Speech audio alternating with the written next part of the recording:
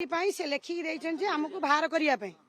आपण मते चाकरी बाहर करने जो कॉर्पोरेटर लिखिकी देइछन जे ये काम कार्यरत करूँ माने काम करूना आमे काम कर सकाळू राति पर्यंत काम कर तथापि मन शांति ना से कहले कहले पैसा नौ द्वितीय कथा कहले कहले मत मिस व्यवहार कर मत नमस्कार होना तृतीय कथा कहले मत मो कतु चॉकलेट नेल नहीं से मत कह चाकरी बाहर करेंगे कहते तुम गवर्नमेंट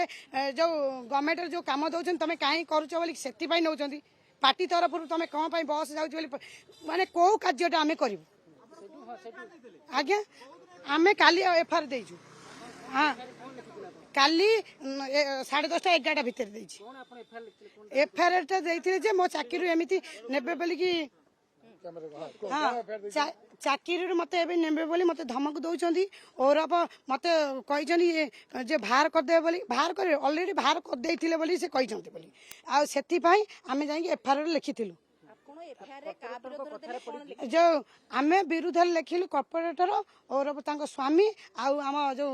रत्नाकर सार।